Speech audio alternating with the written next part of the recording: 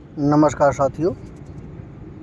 उत्तर दक्षिण में टकराव नहीं, यह मेरी गारंटी, मोदी साहब ने कहा है। आज की जो समीक्षा का टॉपिक है वो है उत्तर दक्षिण का टकराव। जैसा कि मैं आपको बता दूं कि मेरी यह समीक्षा विद्यार्थियों के लिए है। इसका किसी राजनीतिक दल संगठन से कोई लेना देना नहीं है। लोकसभा में प्रधानमंत्री ने कहा है, महिला आरक्षण का विरोध करने वाले लंबे समय तक भुगतेंगे खामियाजा।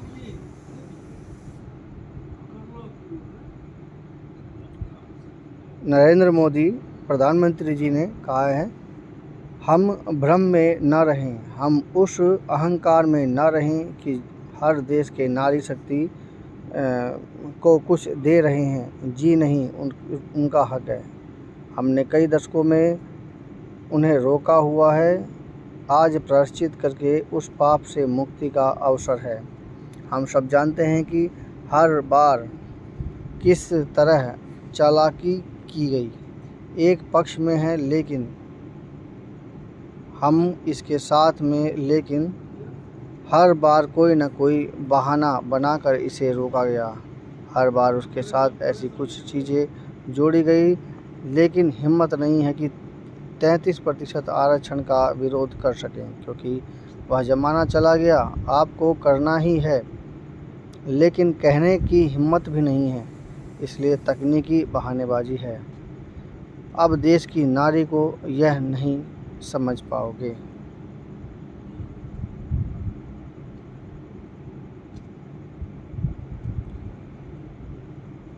विपक्ष का विरोध। परिसीमन के जरिए केंद्र सरकार कुछ खेल करना चाहती है। सीटों का गठन कुछ इस तरह होगा कि उसे राजनीतिक फ़ायदा पहुँचे। उत्तर के राज्यों की तुलना में दक्षिण के राज्यों की अहमियत कम होगी। विपक्ष का ये विरोध है। केंद्र सरकार की दलील है, 3 दशक से अटके महिला आरक्षण को 2029 से लागू करने के लिए सीटें बढ़ाना व्यवहारिक। इससे सामान्य सीटें कम नहीं होंगी, सभी राज्यों में 50% सीटें बढ़ेंगी और प्रतिनिधित्व में कोई बदलाव नहीं होगा। नंबर गेम की कवायद में सत्ता पक्ष व विपक्ष। परिसीमन के साथ महिला आरक्षण 2029 में लागू करने के विधेयक की अग्नि परीक्षा शुक्रवार को होनी है। संविधान संशोधन विधेयक होने के कारण सदन में मौजूद सदस्यों के 2/3 बहुमत से ही विधेयक पारित होगा। वर्तमान सभी सदस्य अगर मौजूद हुए तो विधेयकों को पारित करने के लिए 360 की ज़रूरत होगी, जबकि राजग के पास 293 और विपक्ष के पास लगभग 238 से 240 सदस्य हैं। लगभग आधा दर्जन सदस्य ऐसे हैं जो किसी गुट में नहीं है, लेकिन समय समय पर राजग के समर्थन देते रहे हैं। ऐसे में सरकार को काफ़ी मशक्क़त करनी पड़ेगी।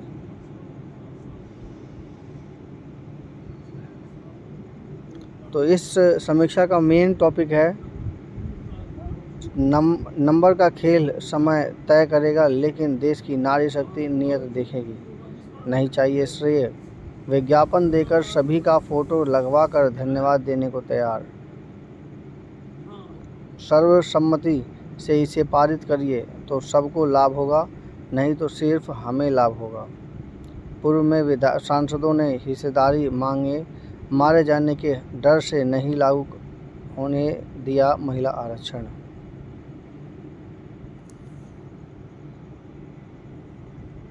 तो क्या है मामला? महिला आरक्षण को लेकर सरकार ने लॉस में 3 विधेयक पेश किए, जो इस प्रकार हैं। महिला आरक्षण को वर्ष 2034 के बजाय वर्ष 2029 में लागू करने के लिए संशोधन विधेयक। सभी राज्यों में 2011 की जनगणना के आधार पर परिसीमन करने और लोकसभा में सीटों की संख्या बढ़ाकर अधिकतम 850 करने का विधेयक। विधानसभाओं में भी परिसीमन के साथ 50% सीटें बढ़ाने का प्रस्ताव। केंद्र शासित प्रदेशों में भी दोनों विधेयकों को लागू करने का प्रस्ताव।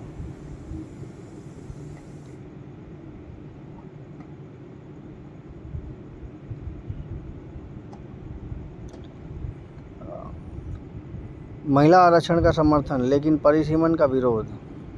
विपक्ष के कुछ किंतु परंतु को प्रधानमंत्री नरेंद्र मोदी जी ने वैसे ही तकनीकी पेच और बहानेबाजी की संज्ञा दी, जिसके कारण 3 दशकों में अब तक संसद व विधानसभाओं में महिलाओं के लिए 33% आरक्षण लागू नहीं हो सका। परिसीमन का सवाल उठा रहे विपक्ष को उन्होंने अपनी गारंटी के साथ आश्वस्त किया कि राज्यों में सीटों का जो अनुपात पहले से चला आ रहा है उससे छेड़छाड़ नहीं होगी। इस प्रक्रिया में उत्तर दक्षिण किसी भी राज्य के साथ भेदभाव नहीं किया जाएगा। प्रधानमंत्री ने चेताया कि राजनीतिक जीवन में जो लोग प्रगति चाहते हैं उनको यह मानकर चलना पड़ेगा कि जो आज महिला आरक्षण का विरोध करेंगे उन्हें लंबे समय तक उसकी कीमत चुकानी पड़ेगी। चूँकि सरकार के सामने संविधान संशोधन के लिए 2/3 बहुमत जुटाने की चुनौती है, इसलिए उस ओर इशारा करते हुए उन्होंने स्पष्ट कहा कि नंबर का खेल समय तय करेगा, लेकिन देश की नारी शक्ति नियत दिखेगी।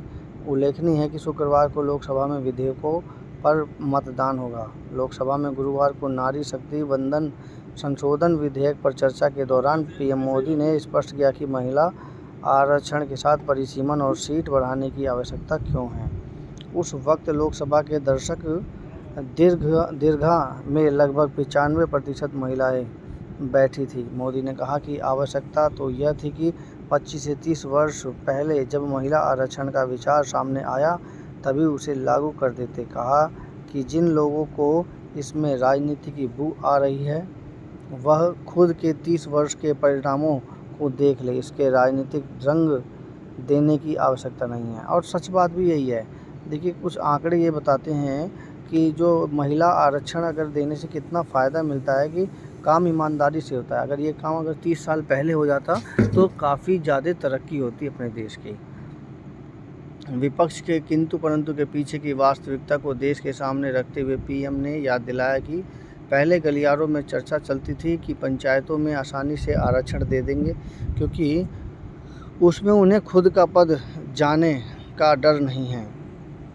संसद में बैठे लोग यहाँ कभी महिला आरक्षण लागू नहीं करेंगे, क्योंकि इससे उनके हिस्से का कुछ जाएगा। भले ही उन्होंने किसी सरकार के कार्यकाल का उल्लेख नहीं किया, लेकिन इशारा मनमोहन सरकार की ओर था। जब राज्यसभा में से तो महिला आरक्षण विधेयक पारित हो गया था, लेकिन लोकसभा में नहीं। तब लगभग सभी दलों की चिंता अपनी हिस्सेदारी घटने की लेकर थी। अब मोदी सरकार के प्रस्ताव में इस चिंता का निराकरण भी दिखाई दे रहा है और मौजूदा सीटों के अतिरिक्त सभी राज्यों में 50% सीटों में वृद्धि का प्रस्ताव है। इन बढ़ी सीटों पर महिलाओं को मौका मिल सकता है। अब तक महिलाओं का हक मारे जाने को पाप बताते हुए पीएम ने इसे प्रायश्चित का अवसर बताते हुए सभी दलों से आग्रह किया है कि इनको राजनीति के तराजू पर मत तौलिए, यह राष्ट्र हित का निर्णय है। आज पूरा देश, विशेषकर नारी शक्ति, हमारे निर्णय तो देखोगे ही, उससे ज़्यादा हमारी नीयत दिखेगी। हमारी नीयत का खोट नारी शक्ति कभी माफ़ नहीं करेगी। राजनीतिक श्रेय का बात उठा रहे विपक्ष को जवाब दिया कि 2023 में इस नए सदन में सर्वसम्मति से नारी शक्ति वंदन अधिनियम को स्वीकार किया गया, इसलिए 2024 में किसी को इसका अतिरिक्त लाभ नहीं मिला। साथ ही चुटकी ली, यहाँ कुछ लोगों को लगता है कि इसमें कहीं न कहीं मोदी का राजनीतिक स्वार्थ है। आप सभी सर्वसम्मति से इसे पारित करिए और सबको लाभ मिलेगा। अगर पारित नहीं होगा तो सिर्फ हमें लाभ होगा, हमें श्रेय नहीं चाहिए। जैसा ही यह पारित हो जाएगा, मैं विज्ञापन देकर सभी को फ़ोटो लगवाकर धन्यवाद देने को तैयार हूँ। सामने से क्रेडिट का ब्लैक चेक आपको दे रहा हूँ। मोदी ने चेताया कि 25 से 30 वर्ष पहले जिसने भी विरोध किया वह विरोध राजनीतिक सतह से नीचे नहीं गया था। आज ऐसा समझने की गलती मत करना। इतने वर्षों में ज़मीनी स्तर पर पंचायतों से जीत कर आई महिलाओं में अब राजनीतिक जागरूकता है। यह ओपिनियन मेकर है। 30 वर्ष पहले वे शांत रहती थी, समझती थी, लेकिन बोलती नहीं थी। अब पंचायतों में नेतृत्व कर चुकी लाखों महिलाएं आंदोलित हैं। तो ये थी वो मतभेद को दूर करने की गारंटी और नारी शक्ति